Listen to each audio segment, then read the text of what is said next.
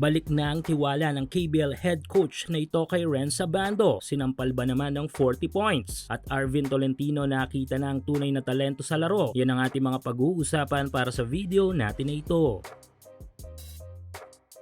Bago pa man magsimula ang bagong season ng Korean Basketball League o KBL ay marami na tayong iba't ibang issue na nababalitaan. Patungkol nga ito sa ilan nating mga Pinoy Hoopers na hindi raw magandang pinapakitang performance sa kanilang mga teams. Ito nga ay si Renz Abando ng anyang Red Boosters at si Arvin Tolentino ng SK Knights. Well, first of all, naawa ako sa dalawa nating mga kababayan dahil sobrang hindi maganda ang mga naging paunang komento ng kanilang mga coaches sa kanilang mga kupunan. Sa unang impression pa lang ng mga ito, kumbaga sobrang agang instiga ng ating mga kababayan. Si Abando sinasabing nagiba at mas magaling yung Renz Abando noon, habang si Arvin naman ay sinabihang mabagal at walang depensa. Tila ba sinasabi ng mga ito na nagkamali sila ng pagkuha ng mga Asian import? Syempre hindi lang nila madirect ito, lalo na dito kay Renz Abando na bago ang coach sa kanilang team na niyang Red Boosters. Kaya hindi pa talaga totally alam kung sino si Abando at ano ang mga bagay-bagay na mailalatag nito sa kanilang team. Kaso nga lang, since matagal-tagal na pahinga sila kaya sa game, kung kaya agad itong binigyan ng judgment sa performance niya sa kanilang off-season practice na naging dahilan kung bakit halos ibangko na lang ito sa kanilang mga naunang laro this 2025 at 2026 KBL season. Suportahan ang inyong paboritong team sa PBA, NBA at MPBL o kahit pa nga sa mga overseas league. Full details sa comment section. Pero last week games ng kanyang ay tila biglang nagiba ang ihip ng hangin dahil nga tila biglang nagiba ang pagtingin ng coach ng kanyang kay Lakay. Kumamada lang naman kasi si Abando sa kanilang 2 weekend games with total of 40 points. 15 points noong Sabado habang meron naman itong 25